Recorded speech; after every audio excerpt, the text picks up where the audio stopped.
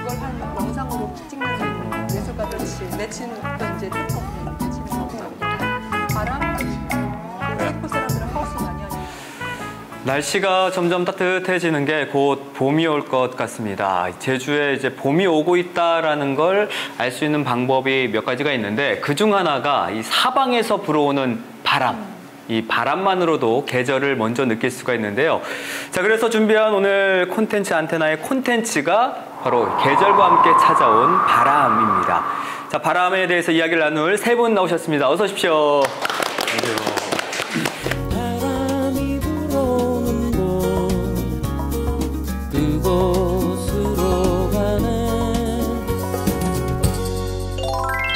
제주가 사실 사시사철 바람 잘 날 없는 곳이다라는 얘기도 있고요. 또 뭐 예로부터 돌, 여자, 바람이 많다고 해서 삼다도라고도 불렸었는데 근데 돌하고 여자 수는 점점 줄어드는 것 같은데 바람만큼은 전혀 줄지가 않아요. 네. 네.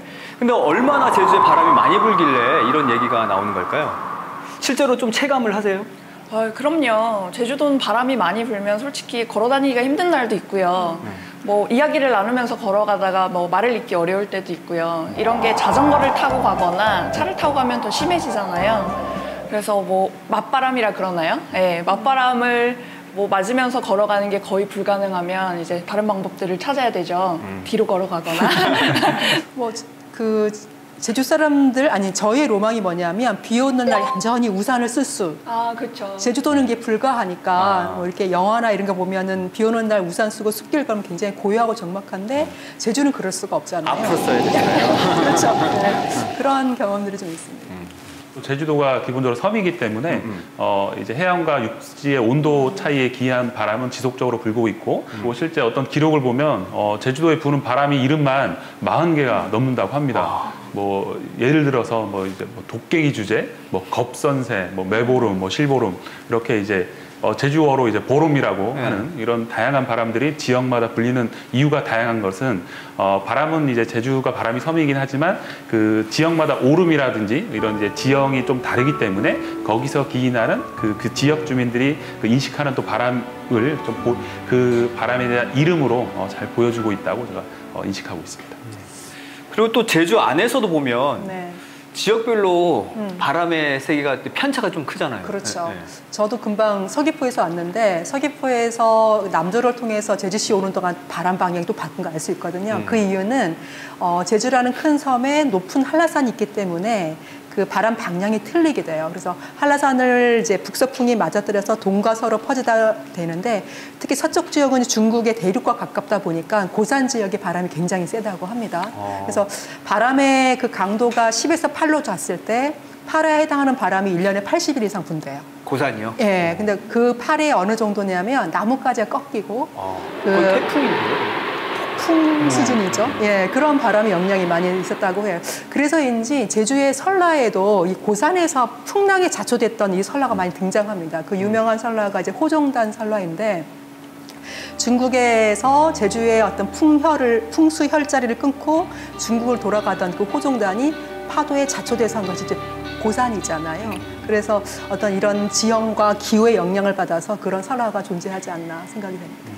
바람이 많이 부는 제주에서 활동하는 제주 작가들도 많이 계시잖아요. 근데 당연히 바람의 영향을 좀 많이 받으실 것 같아요. 네, 제주는 대체적으로 바람을 소재로 작품을 그리시거나 뭐 사진을 찍으시거나 뭐 소재 삼아서 뭐 설치나 조각을 하시거나 하시는 작가분들이 굉장히 많았죠. 아마 가장 대표적인 작가는 모두 아시겠지만 변시지 작가님이실 것 같은데요. 폭풍화가. 네네, 뭐 폭풍 속으로라는 작품 등이 굉장히 유명한데 아까 말씀하신 것처럼 8 정도의 바람, 나뭇가지가 꺾일 정도의 바람을 화폭에 담으신 것 같아요. 왜냐하면 거기에 등장하는 뭐 나무 한 그루를 그리시거나 뭐 말 한 마리를 끌고 가는 뭐 노인을 그리시거나 하는데 말의 갈기가 막 꺾이고 목이 돌아가고 소나무가 거의 뭐 쓰러질 것처럼 묘사되어 있죠. 그리고 파도, 폭풍들이 치는 장면들, 파도가 너무 세게 쳐서 거의 섬 안으로 넘어오는 장면들이 묘사가 되어 있는데요. 그래서 한 폭의 그림을 보면 바람이 고스란히 느껴지는 것 같은데 아까 설명하시면서 듣기를 변시좌벽이 그린 건 8 정도의 바람이었구나라고 생각을 했거든요. 네. 그래서 저는 또 떠오르는 작가가 사진을 찍는 분인데 네. 바람을 찍는 사진 작가 또 유명한 분 계시잖아요. 그렇죠. 네. 역시 김영갑 선생님 작품에는 언제나 바람이 들어있죠. 주로 오름을 찍으셨는데 오름에서도 먹새나 풀들이 이제 바람에 이제 넘어가는 장면들 자연스럽게 담겨져 있어서 멀리서 보면 오름 풍경 형상이 보이지만 사실은 그 안에 우리는 바람을 느낄 수가 있는 사진들 감상하실 수 있고 직접적으로 뭐 화폭에 바람이 드러나지 않더라도 뭐 바람을 이용한 작업이라거나 이를테면 김혜곤 작가님의 경우 깃발을 주로 작품에 담으시는데 깃발 자체를 이제 설치를 한다 그러죠. 설치 미술을 이용해서 뭐 깃발이 움직이려면 바람이 필요하잖아요. 그래서 바람을 가장 잘 보여주는 매체가 깃발이라고 생각을 하셔서 뭐 깃발 예술제, 바람 예술제 등을 기획하시기도 했고 저희 이런 바닷가에 가다 보면 뭐 이승수 작가님의 조각을 보실 수 있을 텐데 공간 안이 좀 텅 비어 있거든요. 해녀 형상을 만드시든 물고기 형상을 만드시든 용접 방식으로 셀을 이어붙여서 이제 텅 빈 공간을 이제 형상을 만드는데 그 안을 지나가는 것들은 사실은 바람일 거잖아요. 공기가 이제 형상화될 테니까 그런 간접적으로 바람을 유추해 볼 수 있는 작업들도 있고요. 아니 예술 그 작가님들의 이름이 이렇게 나올 때마다 김동주 박사님 뭐 되게 호응이 너무 좋으시고 예. 관심이 좀 많으신가 봐요. 예, 앞서서 이제 관장님께서 말씀해주신 그 작가들 이외에도 백광희 화백 같은 경우에는 오름 위에 부는 바람 이런 연작 시리즈를 지금 지속적으로 작업을 하고 있고 이 강정효 사진가 같은 경우에는 이제 그 흑록말리 돌담을 바람이 쌓았다고 표현할 정도로 아시다시피 제주도의 돌담은 아주 거센 바람이 불어도 이제 무너지지 않을 정도로 이제 견고하고 촘촘하다고는 할 수 없지만 오히려 느슨한 점이 더 그런 강력한 바람을 잘 이용해내는 그런 것을 이제 사진으로 잘 포착해서 이제 우리 도민들과 이제 많은 그 사람들에게 이제 인식할 수 있게 보여줬다고 저는 생각하고 있습니다. 저는 이제 풍력 발전 연구하신다고 하니까 뭔가 조금 이성적이면서 약간 좀 냉철한 느낌의 그런 분인 줄 알았는데 이렇게 또 감성이 또 왜요?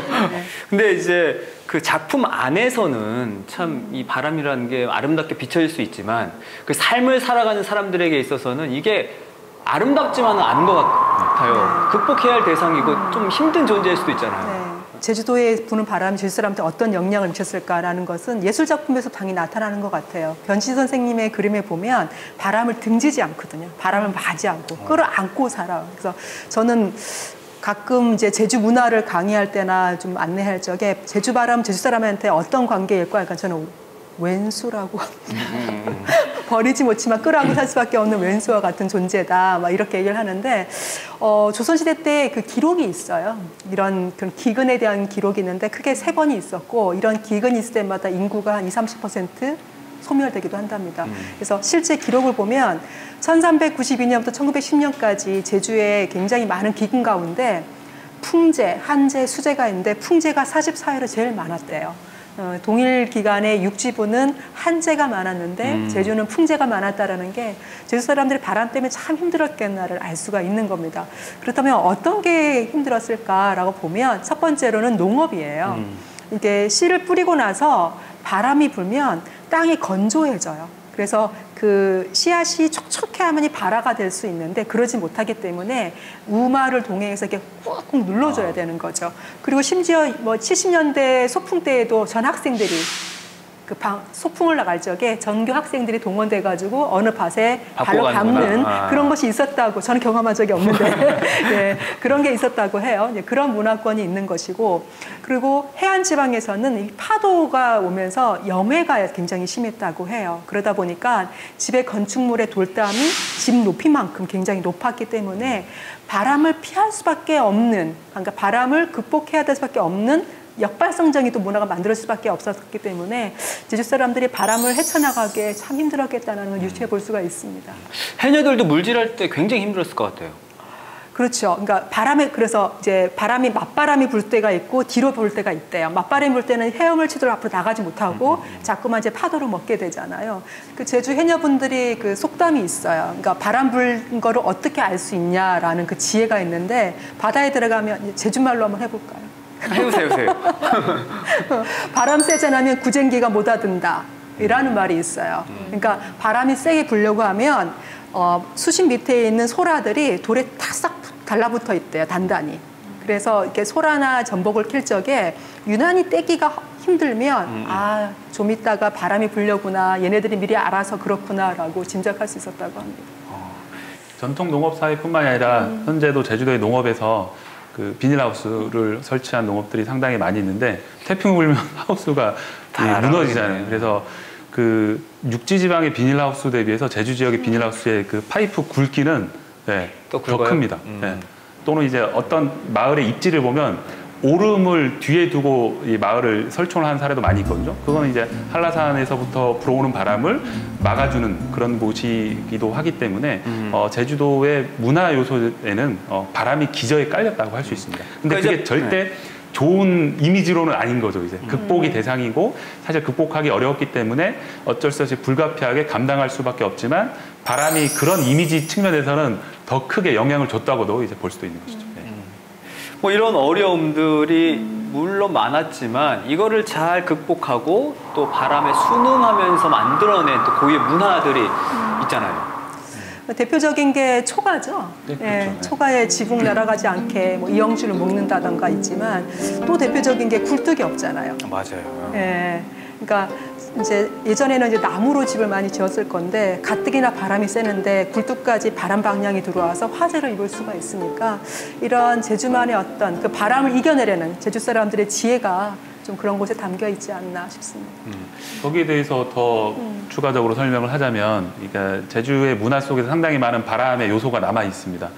더 크게 보면 올레가 있잖아요. 올레. 그러니까 대문과 이제 집 마당 사이를 이어주는 길인데 일직선으로 된 올레는 하나도 없습니다. 왜냐하면 바깥에서 부는 바람을 집 안에 들어온 걸 막기 위해서는 이렇게 S자로 이제 휘어지면서 해서 이제 바람을 막을 수 있기 때문에 곡선형으로. 그렇죠. 이제 곡선 형태로 올레길을 만든다든지. 그건 올레길뿐만이 아니라 마을 안길 자체가 사실은 다 이렇게 꾸불꾸불한 이유가 그러니까 마을 밖에서 부는 바람을 이 마을 안으로 들어온 걸 막기 위해서도 있고, 과거에는 그 수수대 같은 대나무를 집 뒤에 쌓아서 이제 바람을 막기도 하고, 또 그 해안가 마을에 보면 제주도에 사구가 많이 있습니다. 이제 바다에 부는 해변에서 바람이 불면 이 육상 쪽으로 이제 후퇴해서 모래가 쌓이면 사구, 모래 언덕이 형성이 되는데, 그 구자업 지역 같은 데 보면 그 사구를 파내가지고 바다를 등지고 저기 집을 지은 곳도 많이 있거든요. 그렇게 이제 이의적인 것을 이제 돌담이라든지 또 최근에 이제 방풍림을 이제 심기도 하지만 이제 기존에 있는 사구를 이용해서 이제 집을 짓는 등의 여러 가지 그 문화 활동을 볼 수가 있습니다. 아니, 그리고 또 한 가지가 있는데 요즘은 우리가 경관 좋게 하려고 높은 데 가서 집을 짓지만 제주 사람들은 이 바람을 피하고 살아야 되니까 높은 데 집을 짓지 않아요. 그러니까 바람이 잔잔해지는 나지막하게 움푹 들어간 지역을 선호했다고 해요. 그래서 중산간이라든 이런 전통 촌락이 보존된 지역과 최근 집 짓고 있는 집의 그 지형을 보면 사람들이 편하게 집을 지었던 지형이 좀 나지막한 것을 알 수가 있죠. 그리고 그러니까 집의 크기 높이라고 하나? 이런 것도 제주가 좀 나지막한 편이죠. 이런 것도 다 바람 때문에 만들어진 문화이죠. 제주 문화에서 역시 문화의 정수는 언어입니다. 제주어가 제주어인 이유는 제가 보기엔 일단 절반 이상이 바람입니다. 뭐 거의 90% 이상이라고 할 수 있는데, 이 축약되고 이 강한 발음이 있는 이유는 결국 언어라는 게 의사소통이 목적인데 바람이 많이 불면 서로 의사소통이 안 되기 때문에 짧고 셀 수밖에 없는 거죠. 그렇다 보니까 외부에서 오는 사람이 제주도민들의 대화를 들으면 서로 싸우는 것처럼 비춰질 수 있지만 절대 그런 게 아닙니다. 제가 이제 뭐 도민들이라든지 이제 육지에 가서 강의를 할 때 바람이 영향을 하나 줍니다. 언어 그 중에 하나가 제주어로 하겠습니다. 잘 들어보세요. 어떤 문제인지. 왕방강 고릅서. 아유, 우리 제주도민은 알겠는데 이 왕방강 고릅서라는 6음절, 소리는 6개인데 동사가 몇 개일까요? 왕, 방, 강, 고릅서. 소리는 6개인데 뜻이 4가지나 있는. 얼마나 축약적이면서도 편리한 언어입니까? 길게 얘기하지 않고 짧게 얘기하면서도 충분히 의사소통할 수 있는 건 역시 이 바람이 많이 불지만 그것을 극복하고자 했던 제주도민들의 어떤 얼이 들어있는 게 제주어라고 할 수 있기 때문에 그렇기 때문에 제주어는 저희가 잘 지켜나가야 돼요. 근데 바람이 세다고 해서 왜 그 단어가 줄었을까요? 말을 하면 이게 소리가 발화되는데 그때 바람이 불어가지고 바람 소리에 묻히기도 하고 말이 날아가기도 때문에 그러니까 이 짧고 빨리 현상은 얘기하는 오름에 거죠. 가서 느낄 수가 있어요. 오름 정상에 올라서 바람이 많이 부는데 누군가에게 뭐 좀 갖고 와달라고 할 적에 말을 전달을 해야 될 건데 아까처럼 이렇게 압축해서 표현하지 않으면 상대에게 전달이 잘 되지 않는 거죠. 그래서 제주어의 특징을 문헌에서 나와요. 조선시대 때 신증, 동국, 여진, 승남에 보면 제주 언어의 표현은 어떻게 되냐면 첫 음절이 굉장히 강하고 끝이 약하다. 특히 제가 좀 많이 그런 편인데요. 예, 그리고 굉장히 뾰족하고 날카롭고 듣기에 사납다. 어휘가 너무 알아듣기 어렵다라는 이 불평불만이 제주를 찾은 그 육지분들에게 그 기록에 굉장히 많이 남아 있습니다. 그리고 이제 바람이 만든 문화가 작품에서 또 나오는 경우가 있잖아요. 당연하죠. 뭐 이전에 말씀해 주셨던 돌담, 당연히 너무나 많은 작가들이 제주의 풍경을 담으면서 기록해 왔었고, 말씀해 주시니까 올레길 뭐 얘기도 나오고 그래서 저는 또 생각난 작가가 김택하 화백이라고 제주 풍경만을 줄곧 그려오신 작가세요. 원래는 추상을 그리셨는데 제주에 정착하시고 나선 제주 풍경에 그릴 게 너무 많다. 추상을 그릴 시간이 없다 이렇게 생각을 하셔서 풍경만을 줄곧 화면에 담으셨는데요. 그 풍경 안에 위에서 내려다보는 뭐 올레길부터 그 올레길을 걸어가는 뭐 작은 할머니, 그리고 초가집, 그리고 돌담, 그리고 너머에 있는 바닷가지, 말 그대로 이제 바람이 만들어낸 제주의 문화들이 화폭에 다 담겨져 있어서 그 문화를 가장 잘 표현한 작품은 김택하 화백의 풍경화가 아닐까라고 생각을 하고, 역시 언제든 김택하 미술관이 설립이 되어 있어요. 그래서 언제든 김택하 화백의 풍경화는 보실 수 있고요. 그러니까 올레길 또 마을의 안길 어찌 보면 이제 바람이 만든 그러니까 뭐 작은 요소 큰 요소가 어우러져서 제주도는 하나의 바람이 섬인 건데 또 이제 바람에 대해서 이제 그 이미지가 워낙 이제 그 거칠고 험하기 때문에 이 바람이 문학 작품에도 사실은 영향을 주고 있습니다. 가장 대표적인 게 올해가 딱 100주년인데 이른바 이재수란 또는 신축항쟁 100주년인데 그거를 이제 소설화한 이제 바람 타는 섬 성경 선생님이 이제 이런 소설이 있습니다. 거기에서 의미하는 바람이라는 거는 일종의 이제 제주 고유의 특성을 가진 자연의 이미지를 가지고 저항한다는 그런 이미지도 있기 때문에 단순히 이제 예술, 그러니까 회화라든지 조각뿐만이 아니라 문학 작품에서도 이제 바람은 제주도민들에게 이제 상당히 중요한 요소라고 알 수 있습니다. 우리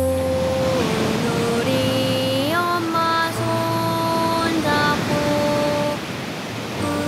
부서지는 파도를 보며 아름다운지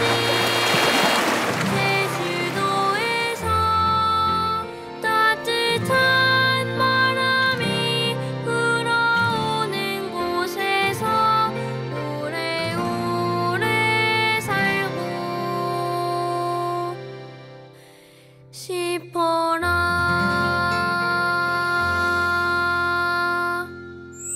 바람이 뭐 과거에는 일단 우선은 피하는 게 먼저였지만 지금은 보면 잘 이 바람을 활용하고 있는 것 같아요. 현대 사회에서는 이제 이 바람을 가지고 나름 이제 이 다양한 프로그램을 만들고 있습니다. 가장 대표적인 게 제주도는 역시 관광의 섬이기 때문에 관광 산업의 하나로 이제 레포츠 활동에 이제 바람을 이용한 프로그램들이 상당히 많이 있습니다. 우리가 오늘 여기 이제 해안가에 있는데 오다가 보면 이제 윈드 서핑을 지금도 하고 있거든요. 이게 바람이 불지 않으면 더 큰 파도가 생기지 않기 때문에 이 제주의 바람이 고난과 역경만이 아니라 우리 현대 제주 사회에서 제주도민들의 삶을 지원해주는 아주 공짜의 원료가 아닌가 생각하고 있습니다. 물론 그중에서 가장 중요한 거는 역시 풍력 발전이겠죠. 이게 저는 예전부터 계속 그런 얘기를 했는데 탐라국 개벽 이래 수천 년 동안 제주도민들에게 고난과 역경의 상징이었던 바람이 어느 순간 풍력 발전기를 세우고 나서 이게 도민들에게 이익을 가져다주는 아주 새로운 원료가 되었던 거죠. 이 무상의 원료인 바람을 통해서 에너지를 생산한다는 그게 기술로서는 100년 전 기술이긴 하지만 지금 지난 1970년대에 5.1 전 세계적인 이제 석유 파동 이후에 대체 에너지원 발굴이 시작됐고 우리나라에서는 제주도가 제일 처음 시작한 곳이기도 합니다. 1975년 2월 19일 녹화일 기준으로 딱 이제 46년 전인데 그 당시 박정희 대통령이 과학기술처를 순시한 자리에서 제주도 풍력 발전을 연구하라고 지시를 했습니다. 대통령이 지시가 있은 지 열흘 뒤에 진짜 제주도에 발전기가 세워졌어요.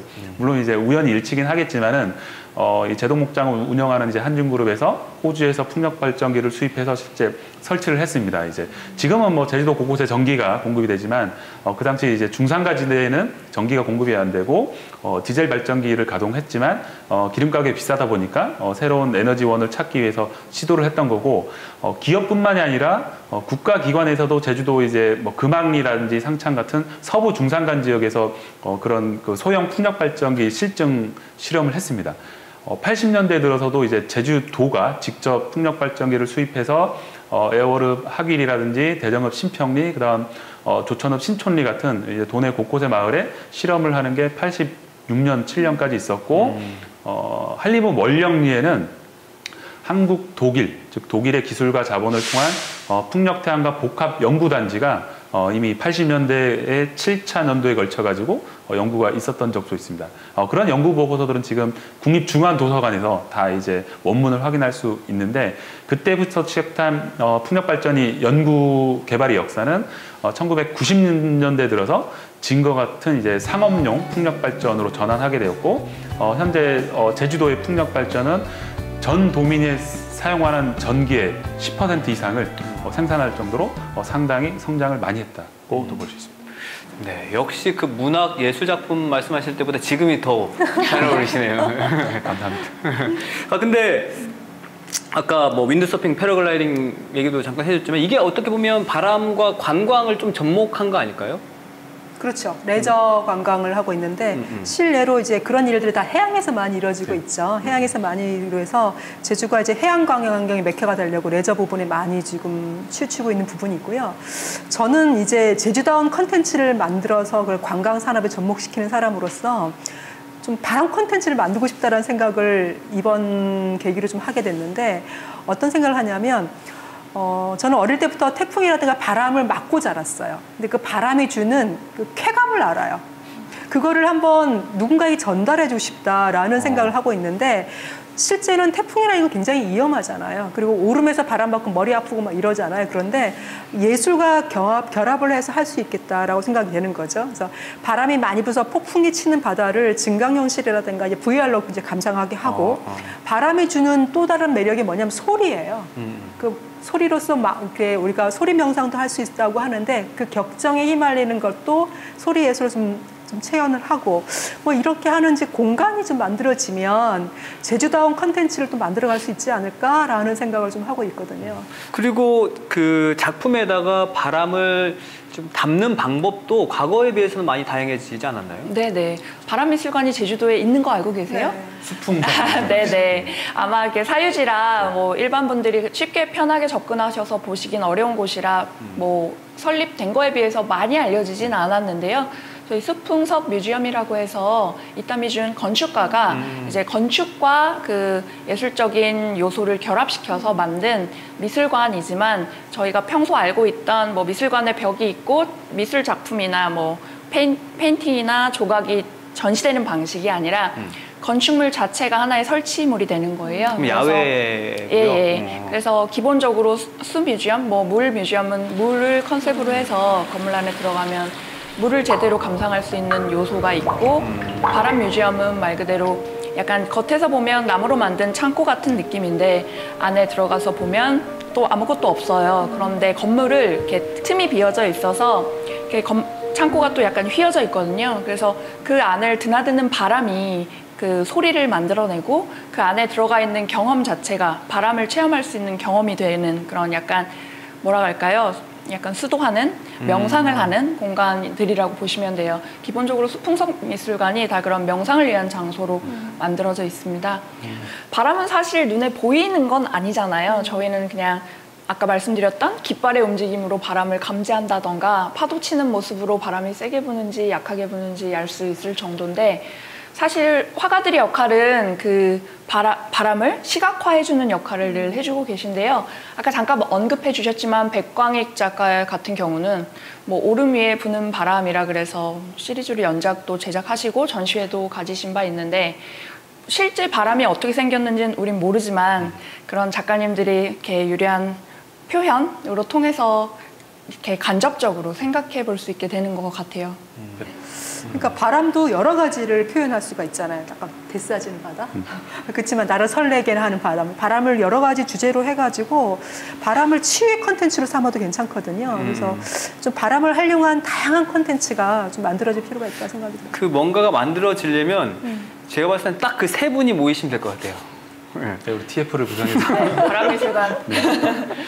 어쨌든 제주라는 섬이 만들어지는 데 있어서는 바람이 힘이 참 컸다고 볼 수가 있겠는데 그렇게 생각해 보니까 바람이 만약에 없다고 생각했을 때 그런 제주의 모습이 저는 상상이 안 되거든요. 혹시 어떤 느낌이실 것 같아요? 바람이 없는 제주.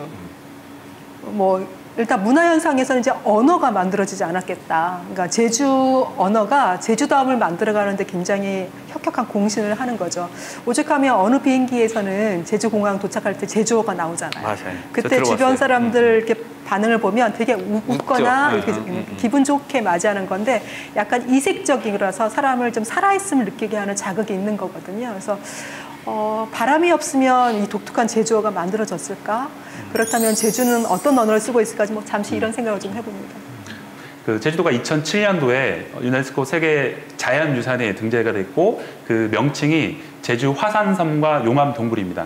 등재된 지역은 한라산, 그다음 이제 검은오름 용암동굴계군, 그다음 이제 성산일출봉 응해환인가요? 맞아요. 예, 그래서 이 세 군데 지역으로 나는 좀 독특하게 됐는데 그 중에 이제 그 검은오름 용암 동굴계구는 이제 조천읍 선얼일이 검은오름에서 분출한 용암이 해안가로 흐르면서 형성된 다양한 용암 동굴인데 특히 해안가 지역에 있는 용암 동굴의 경우에 해안가에 있는 해변에서 바람이 불어서 모래가 육상 쪽으로 후퇴를 했고 거기서 이제 사구라든지 모래밭이 형성이 됐습니다.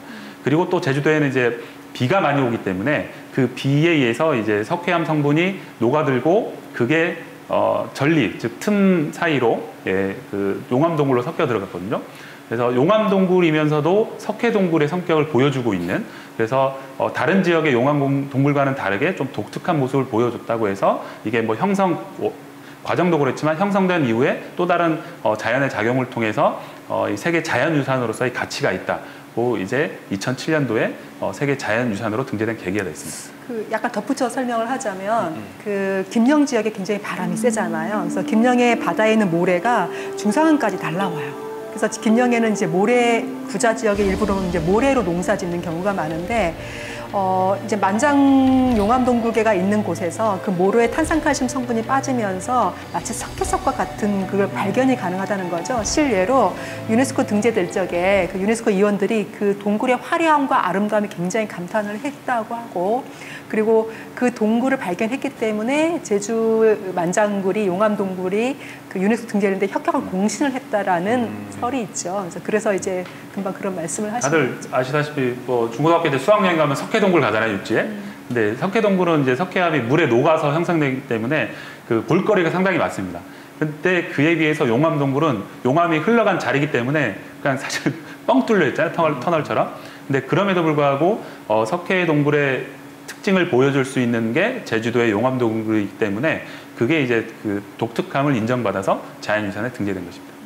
그 세계 자연유산에 등재된 걸 기념해서 세계유산 축전이 작년부터 열리고 있잖아요. 올해도 개최될 예정인데요. 그 연계 프로그램으로 비공개 구간, 뭐 만장굴이나 평소에 갈 수 없는 공간을 대중에게 공개하기도 하고 검은오름 같은 평소에 예술가들이 작품을 설치할 수 없는 곳에 뭐 특별히 아트 프로젝트로 일정 기간만 이렇게 인스톨레이션을 하기도 하고 그렇거든요. 저희 뭐 세계 자연유산을 예술과 함께 제대로 감상하시고자 하는 행사라서 올해도 관심 가져주시면 좋을 것 같아요. 그런 점에서 보면 제주도 예술가들은 상당히 복받은 것 같아요. 그렇죠. 제주의 자연이라는 그 무한한 원천이 있잖아요. 소재가 네네. 확실하니까. 네. 네. 어쨌든 보면은 바람이 일단 가져온 것들은 곧 변하다라는 생각이 들거든요. 그럼 앞으로 제주가 이 바람으로 인해서 어떻게 좀 변화가 생겼으면 좋을까요? 저는 이제 바람을 이제 변화를 찾아가야 되는데 우리가 오늘 맞이하는 주제가 바람이잖아요. 그 제주 바람에 어떤 매력이 있을까라고 보면 날 것 그대로의 감성인 거죠. 제주 바람 때문에 고유한 언어가 만들어지고 경관이 만들어지고 그건 뭐냐면 보존하고 있기 때문에 느낄 수 있는 감동이라는 거죠. 그래서 마침 우리가 코로나19로 언택트라든가 그리고 보다 더 이렇게 나를 찾는 이런 계기가 만들어졌잖아요. 그래서 제주가 다시 오래된 미래처럼 과거에 그 존경받고 과거에 지속했던 문화를 보존하는 새로운 바람이 좀 다시 한번 일어나기를 기대하고 있습니다. 예술가들이 어떤 이 새로운 바람을 이용한 새로운 기술이나 새로운 뭐 기법을 어떻게 활용하고 있을까를 좀 봤어요. 그랬더니 아까 잠깐 언급해 주셨지만 에이스트릭트라는 팀이 뮤지엄을 만들기도 했지만요. 제주도에 마치 공간 안에 들어가면 저희가 뭐 파도가 넘어오는 것처럼 뭐 그런 가상현실을 만들어내기도 하고 점점 더 굉장히 고도의 기술이 예술에 접목이 되고 있는 상황이고 이게 사실은 코로나 상황하고도 맞아서 이제 온라인으로 넘어가는 중간 과정에 있거든요. 모든 뮤지엄의 뭐 컨텐츠들이 온라인으로도 감상이 가능하도록 하는데 대부분의 미술관이 모든 노력을 쏟고 있는데요. 그 맥락에서 저희도 제주의 바람이나 제주 작가들이 바람을 소재로 한 작품들 과연 어떻게 온라인 상에서 잘 보여드릴 수 있을까에 대한 고민들 힘을 모아하고 있는 상황이에요. 예, 사실 뭐 바람을 하면 그 제주 사회 변화와 관련해서는 개발 바람이 상당히 중요한 것 같습니다. 근데 이제 그 폭풍과 같은 개발 바람 말고 적정한 선에서 제주도민들의 삶의 질을 높일 수 있는 그런 봄에 부는 살랑살랑 봄바람 같은 그런 변화를 계속 이끌어 나갔으면 좋을 것 같습니다. 좀 구체적으로 뭐가 있을지도 좀 알려주시면 좋을 것 같아요. 저는 역시나 이제 풍력 발전을 적절하게 구성해서 제주도의 에너지 자립과 더불어서 도민의 이익을 극대화할 수 있는 그를 통해서 제주도가 이 기후 위기에 대응하는 전 세계적인 또 다른 새로운 모델로서 하면 이 바람이 과거의 제주도의 뭐 주력 경제 분야였던 뭐 1차 산업이라든지 관광 말고도 제주도민들의 삶의 질을 높일 수 있는 또 다른 분야라고 좀 보고 있기 때문에 이런 분야를 기존의 문화 예술과 함께 더불어서 제주도의 바람을 진짜 제주도민의 바람으로 만들 수 있는 그런 도민의 관심과 노력을 함께 해나갔으면 좋겠습니다. 끝까지 도민의 바람을 강조하는 바람은 우리 모두의 것입니다. 이게 제가 책 제목입니다. 이게 저는 바람이 한번 휘몰아치고 간 자리는 그 전보다 더 맑고 깨끗해진다라는 그런 믿음이 있는 사람인데 오늘 이야기 이렇게 세 분이 해주신 그런 기대 이런 것들이 앞으로 제주에 정말 새로운 바람으로 전해지길 이렇게 기대하면서 오늘 아쉽지만 이 시간 마치도록 하겠습니다. 세 분 나오셔서 진심으로 감사드리고요. 저희는 다음 주에 더 유익한 콘텐츠로 찾아뵙겠습니다. 안녕히 계십시오.